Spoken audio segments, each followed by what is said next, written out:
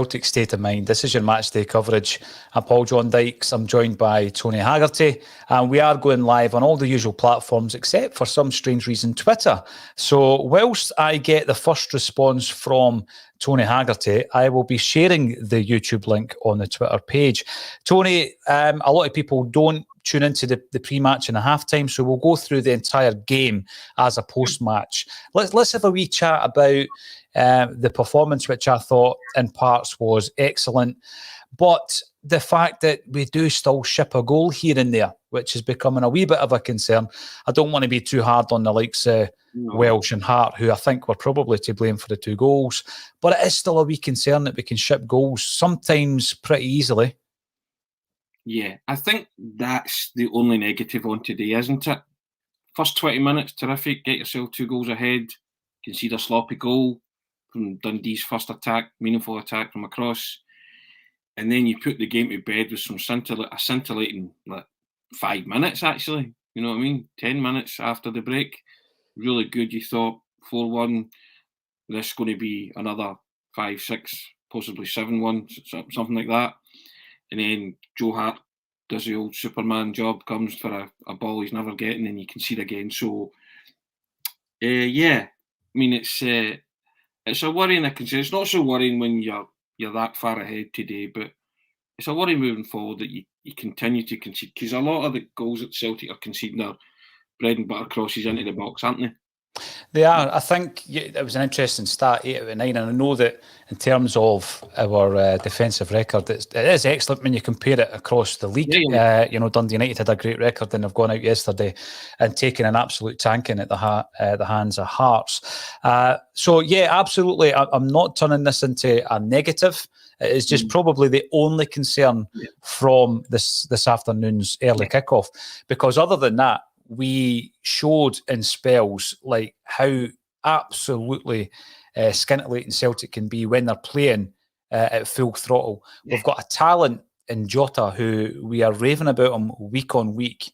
And I think that, we've said it time and time again, whatever it takes to get him in on a permanent deal, get the deal done, because he's absolutely outrageously talented. And sometimes, Tony, you get a player who just fits into a particular club that at a stage of their career where they maybe need that adulation that he's obviously not getting at Benfica because he's not playing. I think that a lot of the comments I've been seeing from Benfica pages on Twitter, etc., when he came to the club, they weren't too fussed about him. He wasn't a first pick.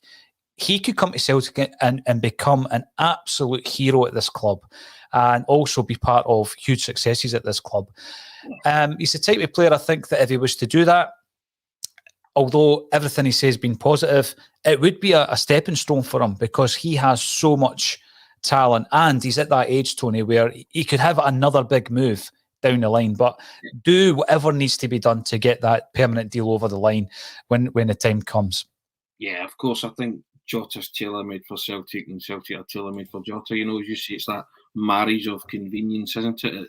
At a point in, his career that he needs that arm round him, needs to be loved, and there's no better place for a player if they want to be loved and if they turn it on than Celtic. There's few better places, and what pleased me about today, one moment that I thought was brilliant. See when Jota set up Kyogo for the second, and I think every player, bar Joe Hart, ran behind the goal. Every player was celebrating that 4th goal. And I thought, yep. And that was what spoke about the pre-match that Jota was saying, we're building a family here. I thought, yep, you really are. I saw it for myself when they went to celebrate with the fans. And every player was there. Juranovic was jumping about, Looney, Carter Vickers was going off his nut. And you're thinking, that's what you want to see. They get it. But Tony, where were all the players when Tony Ralston needed to get the ball back? When it went over the advertising board, they weren't as quick to go over and give him a hand, were they? I was quite shocked by that as well. Nobody, not even a supporter or a Dundee ball boy or somebody, guys jumped over a kind of gate. He's jumped down into some kind of pit, hasn't he, to go and get it? It's frightening, but players can injure themselves easily by doing something like that, jumping over it, and the way they kind of. I know. Who's hiding in the pit? That's a question. Is Barkas down there? What about a Yeti? Is he down there? Joe Porter, welcome back, Joe. You've been a big supporter of ACSOM for some time, so welcome to the show. You're watching on YouTube. That fourth goal was a thing of scrumptious beauty. When you're talking about the likes of Jota, it's easy to use such terms. We do have in our midst the potential for one of the most exciting front lines I've seen in my Celtic supporting life, Tony. Yeah, without a doubt, we spoke about them, christened them the new Three Amigos and stuff, but I think if you're looking at today, Jota, Kyogo and Ralston, and even I'll give big Beaton his due. I thought Beaton was really good today. His passing was crisp, it was pretty solid. He didn't really put a foot wrong, but I think those four players in particular shone today. I mean, Ralston's got 3 assists. This is a guy who just sort of said to Stevie Clark, just in case you're watching. I don't understand. I honestly don't understand the omission from that squad. Well, he might think it's too early, but I think that was a wee reminder today. Ralston, just sort of saying, here if you need me. And 3 assists, doesn't get any better than that, and 3 quality assists as well. And that's him up too. When you look at him as a, we were talking before the game about the kind of young element of the Celtic defence. We know that Juranovic at left back is 26 and Joe Hart is 34. They bring the experience, but the other 3 are in their early 20s. Tony Ralston playing just his 43rd game for Celtic. He scored 6 goals. He's now got 7 assists. But when you look through that defence, there's goals in that defence, Tony, and that's what I think sometimes frustrates me from the perspective of our lack of goals from corner kicks, because we do have goals in that defence. Tony Ralston can get a goal. Juranovic has scored a couple, albeit 2 from the penalty spot, and Carter Vickers, a couple of goals to the good. Stephen Welsh, a couple of goals to the good. But I would expect, particularly the latter 2 there, to be more dangerous at corner kicks. I think you made a good point at half-time. Julian, when he comes back, he's actually going to be very effective. If he comes back, the player that we remember in both boxes. Yeah, in both boxes. He has to be, because those kind of corners and crosses are tailor-made for a guy like Julian, you know what I mean? So that be interesting to see what happens when he comes back, and if he does hit any kind of form or stride that he did before he was out injured. But yeah, that is an interesting dynamic. But you look at that team, there's goals all over the park, Paul. Mm-hmm. Goals all over the park. So that's what pleases you. Unless it drops to the foot of Giakoumakis. Listen, that's tongue in cheek. I want to talk about him. I do want to talk about him. We've not seen a great deal. The start that he got was the game that Celtic didn't fill themselves, cover themselves in glory. It was a poor performance. It was a bad day at the office. We know all that. He missed the penalty. But I have been impressed with quite a bit of his kind of hold-up play in the 2 games against Ferencvaros. I thought he'd done particularly well holding the ball up. But he's come on today and he's looked like that guy we saw at Livy again against Livingston. And I just hope that it's all to do with a lack of game time in a Celtic jersey. And that's why we're not seeing the best of Giakoumakis, because I've seen a lot of good from him. But again, today he's come on and he's missed a cracking opportunity. James A. Forrest put it on a plate for him. Yeah, I think you touched on it there. I think there could be such a thing as trying too hard to impress. Mm-hmm. You see a lack of game time as well, but again, I go back to it. Strikers, just take a breath, relax. That should be meat and drink when Forrest lays it back to him. Just, get it on. He doesn't even get it on target. I mean, he skies it horribly, gets it wrong. I think maybe Andy Walker was saying he slipped as he made connection. I'm not entirely convinced of that, but if you're a striker, you just focus on getting that on target. Forrest cuts that back to Jota or Kyogo. Where does it end up? Probably ends up in the back of the net, doesn't it? So I think there's a lot of good things that he does as well. He's hold-up play, and he does the old-fashioned rumbling of defenders up and all that kind of stuff, So, there's some attributes that he has. So he just has to relax in front of goal and not let that penalty affect him. It's gone against him. Just, that's it. Put it to bed, park it, fine, and just get your head up and be the striker that we all hope you will be, scoring regular and, coming on and making a contribution. That spoke about that pre-match.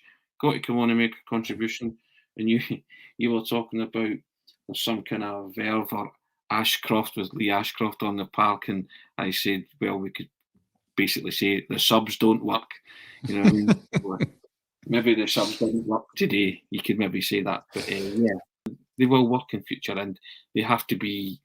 You have to convince these guys that when they're getting their opportunity, that they have to contribute, make an impact. Yeah, that's a good point, because I felt that at 60 minutes when we made those subs, and I know we got the 2 goals, particularly early in the second half, to put the game, too far away from any kind of comeback from Dundee, any meaningful comeback anyway. And we got the first 2 goals in the first 19 minutes. So yes, I remember reading somewhere that if you were to look at the stats, and I'm not comparing managers before anybody thinks I am, if you look at the stats under Jockstein, the amount of goals that were scored, Tony, in the first 10 minutes after a team talk, it was quite incredible. So if the foot had gone off the throttle, 10 minutes after the half-time interval, it was certainly back on the throttle. And I think we got a wee bit of that today. But at 60 minutes, when we made the 2 subs, I felt that we did regress a wee bit. And listen, when you're taking a player of the quality of Kyogo off the park, that's going to happen. And it wasn't long before Dundee got what was proven to be a consolation by the aforementioned Ashcroft. But it just shows you, not just the contribution when he's got the ball, Tony, but see off the ball, Kyogo's contribution is incredible. He stretches that defence left, right and centre. Yeah, you saw it for yourself today. You lost something when Jota and Kyogo left the park. You lost something in an attacking sense. It's all right saying you brought on like 3 kind of attack-minded players, but again, they didn't do much, did they? Or didn't do much favour. No, didn't influence the game in any great shape or form. So you wanted to go on and win 5-1, 6-1. We created a couple of opportunities. Giakoumakis missed the best one, arguably when Forrest goes through and then tees it up for him. But that apart, they didn't create much after that, did they? When those guys went off, and I get that the game's put to bed, and but it just shows you how easy it is. That was a hopeful ball into the box. Hart's gone AWOL for once, and Dundee get back. Well, as you say, it's a consolation goal, but the concession of those goals at small margins, you just need to kind of cut that out, and Ange made those substitutions, but still a fair bit of the game to go, didn't he? He did, aye. There's an opportunity to make an impact, Tony. That's the big thing. And there's a comment coming through from one of our viewers there saying, when was the last time a sub made an impact? I get that when players are coming into that high intensity, which we're in the flow of by 60 minutes in, it might be hard to adapt to that. It might take them a wee while to get into it. But I reckon 30 minutes is a good enough time for anybody to get into the game. By that time, the intensity is down because the game's won. It is won at 4-1. It's beyond Dundee to come back. By the way, at halftime, we mentioned your man, Tony Ralston. And for as good and as sexy as the play is when Jota's got the ball, I'm giving my man of the match to Tony Ralston. And I'll tell you why, right? Because when he came in after Dubai in January, and I'm not bringing that up to have a dig at anybody who was involved in that trip, but when he came in for that game against Livy, I had the audacity to say that he was the best player on the park in a Celtic jersey. And a lot of people couldn't accept that because it was Tony Ralston. I think we're over that now. I'm looking at that game, and for me, it was a total standout. Yeah. Listen, you get 3 standouts there. Ralston, Kyogo and Jota. Right? Those 3 are the reason you won the game today. Right? And you won it comfortably. And, Big Beaton wasn't far behind him in terms of his display. The rest were fairly competent. No real poor performers. But you noticed when the substitutions were made, there was a flatness to it. It went from that high in the 10 minutes after half time. As you see, the goals are scored after the team talk and all that. They just kind of, they kind of went, right, that's it. Another kind of that feeling, 3 points in the bag. But you wanted that relentlessness about them, didn't you? You want them to be more clinical. Go and pulverise Dundee. Because we said at half time they were pretty poor, Dundee. And then within a few minutes you've kind of given them another cheap goal. And this is not negativity. This is just commenting on what you're seeing. I wanted Celtic to go and pummel Dundee. I wanted them to win 6-1. You know why I want that? The reason I want that, Tony, is because you have afternoons like we did against Livingston where you can't buy a goal. Yes. So see when things are clicking and it's going as well as it was at that point. I'm the same as yourself. I want to completely capitalise on that. And you know what? By the end of the season, you don't know how important the goal tally is going to be. That's it. You goal difference may come into it, and you've fell victim to that in championships run-ins in the past. So just go and keep going, as Ange said. Go right to the death, and try and just get that goal difference up so that it does make a difference come the end, or it makes a difference to you that you're in that, that driving seat, that pole position, if it does come down to it. So be relentless, be clinical, but that's what happens when those influential players come off at the same time. You lose that edge, you lose that kind of driving force, and you lose that kind of cutting the edge up front, basically, and it was noticeable today. And that's not having a dig at Giakoumakis, who, given more game time, could end up being as prolific as Jota or Kyogo. But, it's too early to be judging jury on him. But you just want him to, for himself, more than anything. I just don't want that penalty to be something that is dwelling on his mind. And I just think he does some things that are really good. But I do feel that some players could try too hard to impress. They second guess themselves a lot of the time, Tony, at that stage. They want to, prove to a new crowd, a new set of teammates, a new manager. But, I mean, last season he only missed one penalty in the Dutch top division. He's missed that one already for Celtic. So let's hope, if given the opportunity, he doesn't miss any more. But you mentioned Ange Postecoglou, and I remember, going into the game against Aberdeen up at Pittodrie. Now, incredibly, it was only on the 3rd of October, the beginning of last season, and you and I had sat together watching the Leverkusen game a few nights before, and there was all this chat and all these rumours about Ange has gone by Monday, Ange has gone by Friday, all this stuff. You remember? Yeah. And we've gone up to Pittodrie, and I thought we actually ground that victory out. I don't think that we were particularly good in the second half, but we win the game. We win the game. And you see the reaction at the end of the game. You're talking about Jota and talking about a Celtic family. He scores the winner. The players and the gaffer, they're going up to get the adulation of the Celtic fans up at Pittodrie. And, there was that moment where you're looking at Ange, and we've seen it with Lenny, we've seen it with Ronnie Dyler up at Pittodrie, as it happens. And there was a thing that we discussed, I think, on the Monday on the Bulletin, and it was around, is this a moment? Is this a turning point?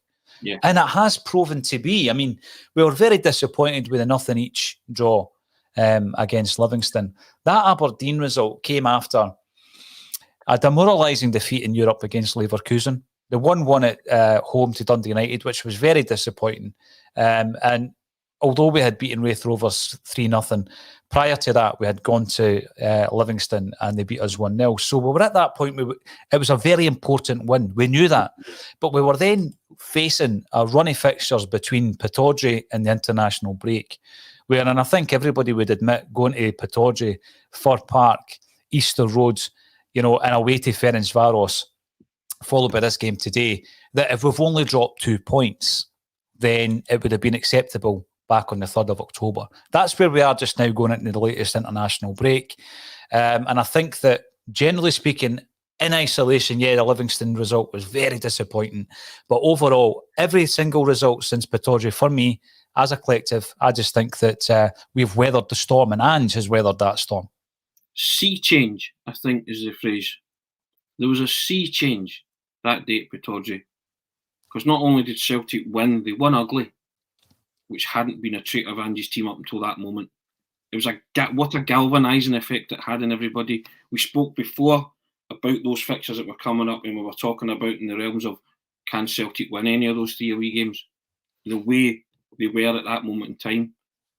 But I tell you what, the job is done to steer them. Because October was meant to be a black month for Celtic, so we were told. This is, as you say, this could be the death knell for Ange, stuff like that. And, which was far too early for that. Nobody ever called for his head. Certainly not on this platform. But we were saying he has to get results. Yeah, you've got to win more than 50% of your games, which was the stat at that time. Yeah. So that's what we were pointing out, those statistical facts. But by God, he's grasped it, and we've gone on, what's that, 7 or 8 games? We've won 7 out of 8 with those 2 points dropped, and playing sometimes rip-roaring, free-scoring, never boring. Other times we've ground it out, and other times it's been controlled, it's been measured, it's been composed. So we've discovered different ways of winning in all of that 8-game period, and also there's been that blip where we couldn't buy a goal against Livingston that day and even missed from the penalty spot. So I think the Celtic fans are a bit your hand off for that. Ange would have bitten your hand off for that. And I think Ange caught a moment in time as well with that celebration at Pittodrie. He kind of knew.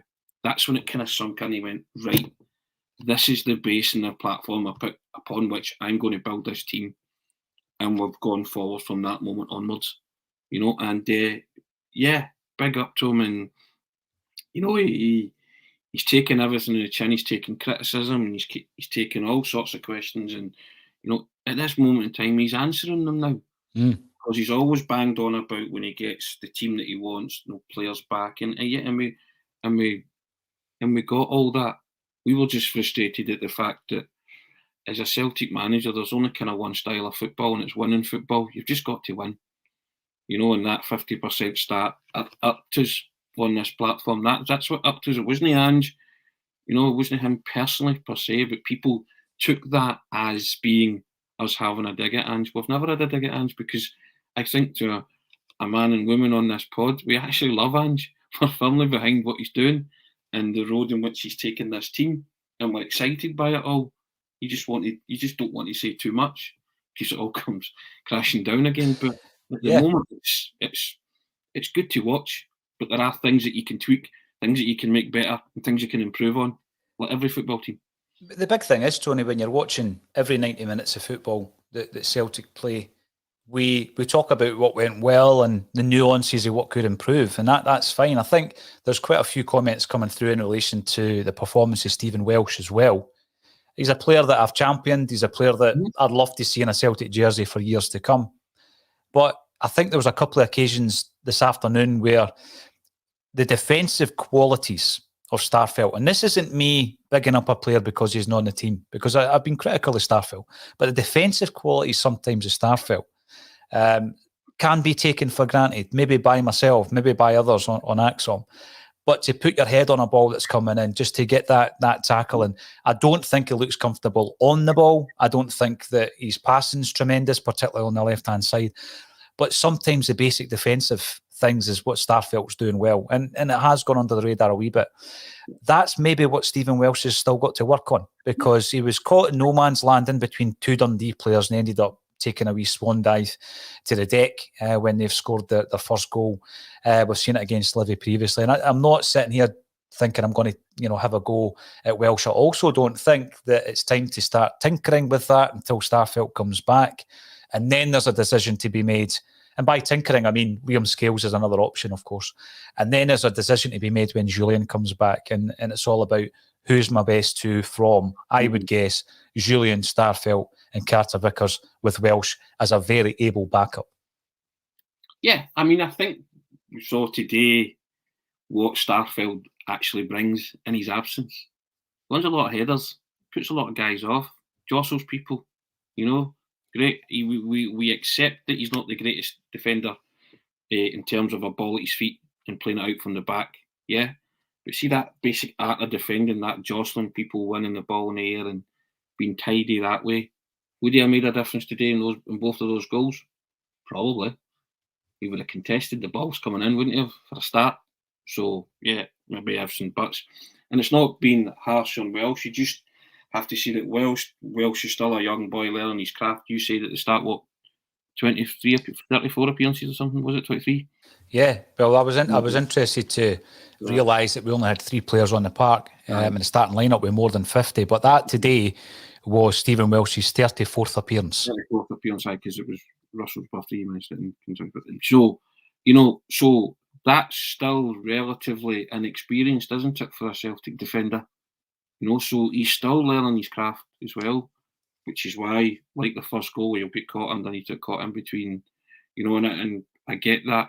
But when you're a defender, there's no hiding place from those positional errors.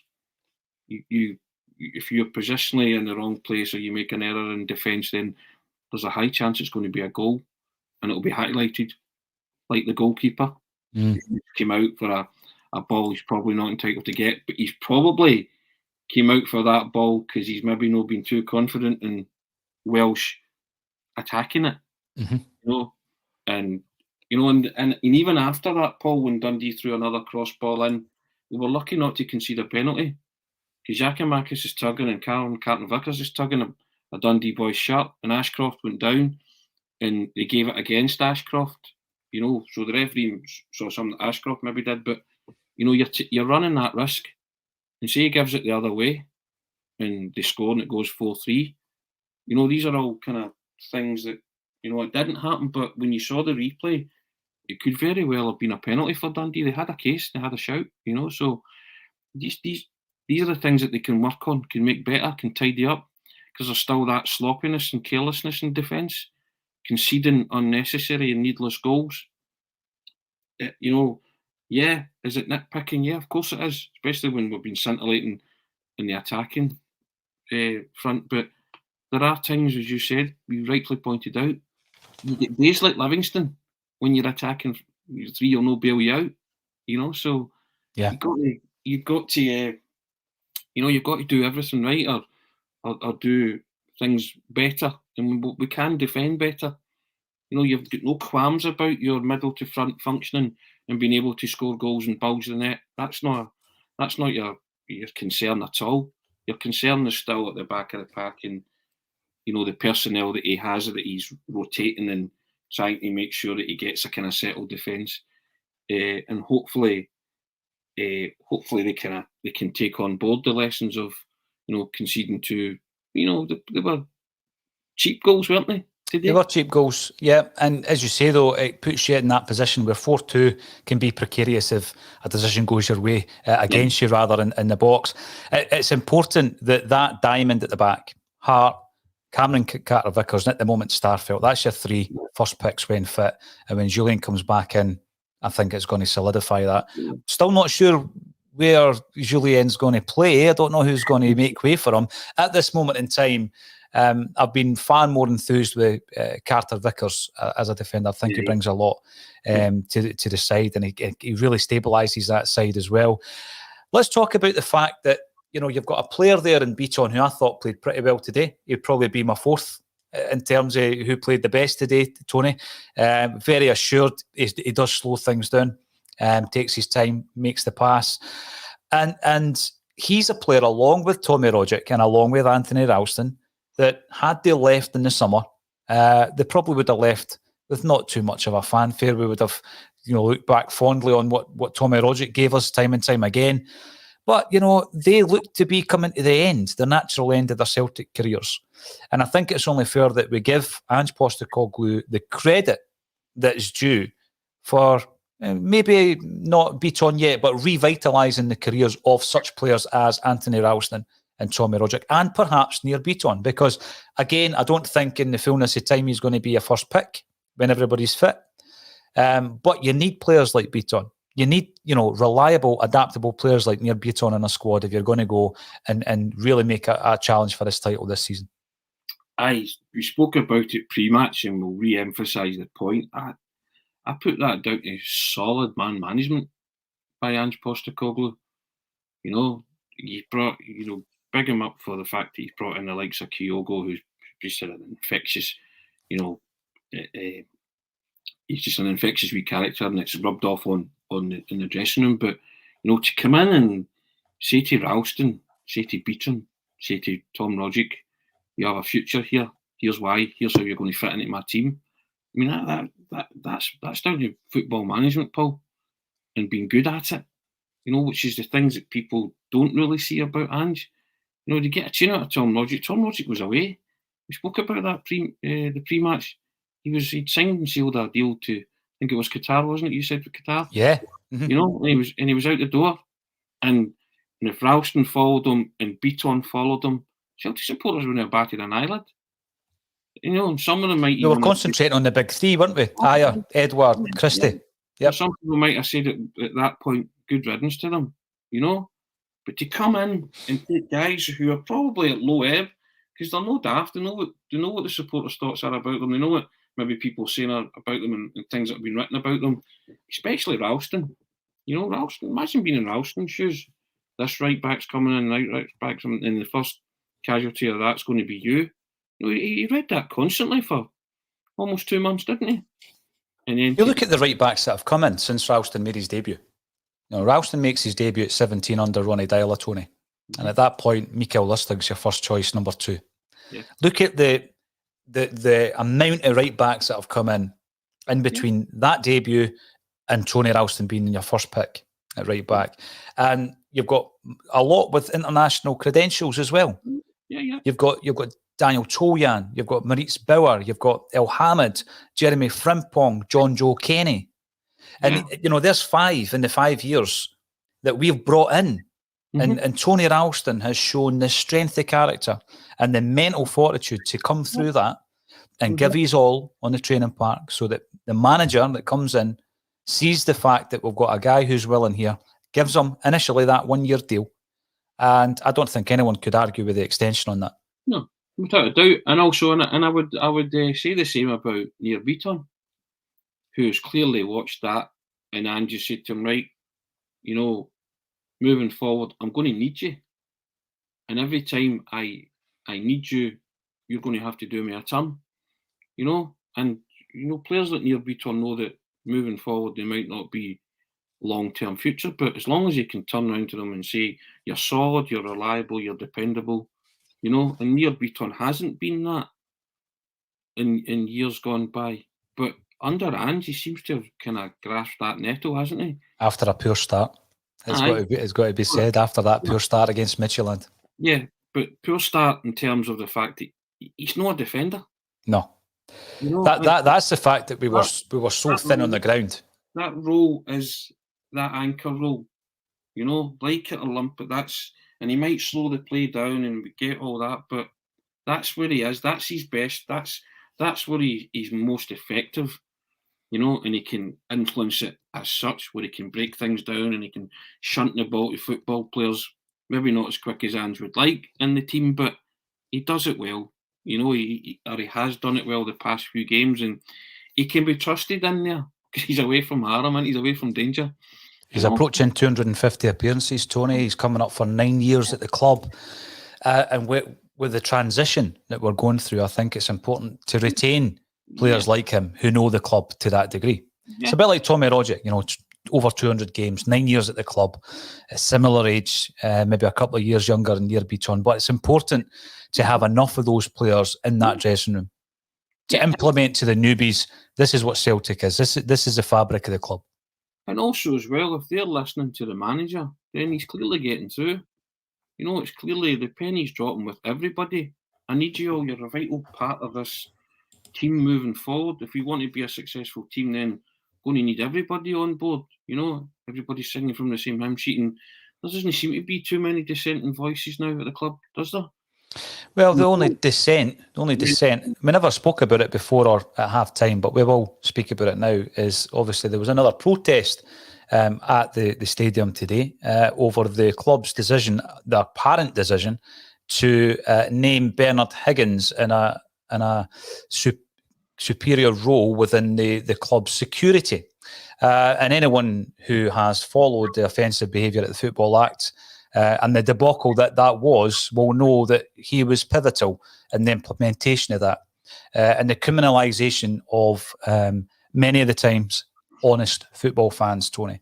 You know, even the very fact that you were going to games and being filmed as if you were a criminal. You know, there were, for example, if you went for a pint before the game with someone who was on a list of risk supporters, you became an associate. You yourself would have turned up in a briefing document with a picture of you and your national insurance number and everything else about you that, even down to, for example, where you work and what your registration number is on your vehicle. You become part of an intelligence package.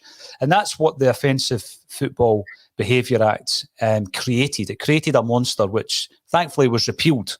And there were certain elements of that within the Celtic fans who were pivotal and influential in the repealing of that act. So it's absolutely no surprise that Celtic fans are protesting against a figure who would be deemed to be the enemy, Tony, becoming part of the inner sanctum of Celtic Football Club.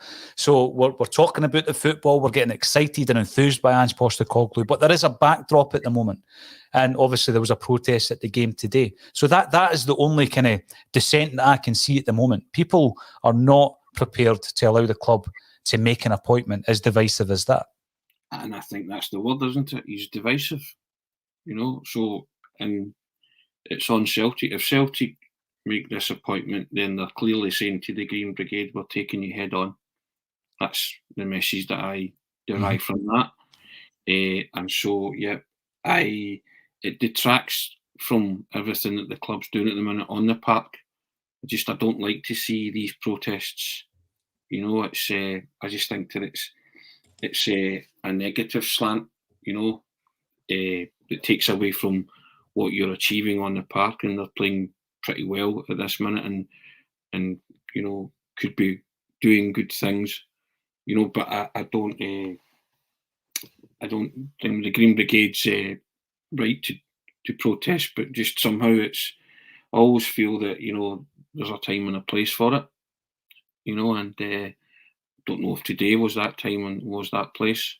But they'll always back their own corner and say, well, we can do what we want, and then protest whatever way we see fit. But to me, if this appointment of Bernard Higgins is made by the Celtic board, then there's a clear battle line drawn there, isn't there? And they're going head to the Green Brigade, and it's unsavoury, isn't it? You just don't want to see it around the club, because things are kind of, as I say, looking good on the park, and you don't want anything to detract from that. What Ange and the players are doing on the park. No, there is definitely a feeling of that. My biggest concern is who at the club thought this was a good idea.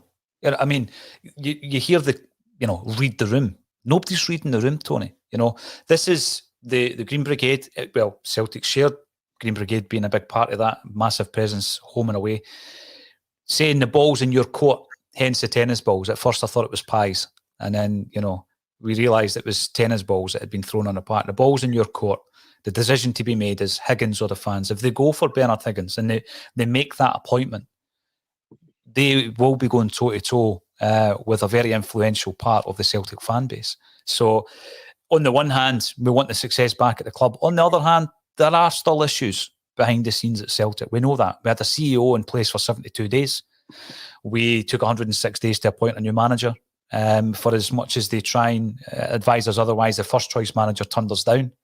I'm happy that he did, because we've got Ange Postecoglou, Tony, and I'm just going to celebrate what we've got. I'm not looking back ruefully at the fact that Eddie Howe turned us down. I'm quite happy with Ange, but it is going to rumble on, and the club, I feel, have disengaged. There's still that lack of engagement. Michael Nicholson's now the interim CEO at the club. Massive job on his hands. Don't know if that will become permanent, Tony, but what will be permanent is the dissent from Celtic supporters who will not accept the appointment of such a divisive figure. So I look at that, and I hear that there might even be further protests in the planning. So we'll see how that goes. The international break, is that when the club are going to make this announcement, when the fans aren't in the stadium? I wouldn't put it past them, Tony. I wouldn't put it past them either, but my thoughts, and what I am, I'm an out-and-out football man, Paul. My thoughts are always first, second and thirdly about the football. And at this moment in time, things are going well for Celtic, and anything that happens off the park in terms of protest, it's a distraction, but it will always be about the football for me, and what's happening in terms of the management and the players and the results. And at this moment in time, that's the thing that's functioning pretty well at the minute, and long may that continue. One final point then on the football. We've watched, and although I don't think the substitutes made a massive change this afternoon, we've watched a team playing a brand of football. And yeah, there was a couple of wee moments, Tony, and we've shipped a couple of goals. We were in no fear of losing that game or dropping points today, because the quality was so far in advance to Dundee, who will be fighting a relegation battle this season. No disrespect to them, but that's the way it's going to pan out. We're watching a football team here who I think we've got 4 bodies that will need to be shipped out. And I'm not talking about the kind of younger guys who need game time, like, Ewan Henderson, whether or not he has a future at Celtic. There's a few in that camp.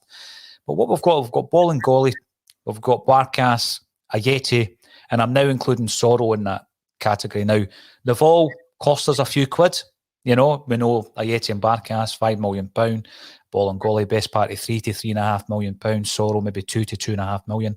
And they'll all be on decent wages. Now, you ship those 4 players out, Tony, and the fact that they're not on the bench today would suggest they're not in Ange's plans, and they've probably not been in the plans for a while. All 4 players have had they've all had a crack at the whip from Ange. If we ship them out and we can bring another 3 quality additions into this squad who would be on that bench today, Tony, bolstering the bench, bolstering the squad, pushing for a first-team jersey, I think what we'll see in the second half of this season is far more consistency. Because those 4 players at the moment are not contributing one iota. And we can bring players in, some who you've already mentioned, perhaps from the Japanese league, who may make the same kind of impact as an Abada, Kyogo, a Jota. And that in itself is a frightening prospect. Well, I'll tell you what, Paul, see if we ship those 4 players, but we bring in guys, what's the phrase we always like to use? They'll be first team ready. So those guys will be ready to go straight into that team and to make an impact and to make a difference and to make a change.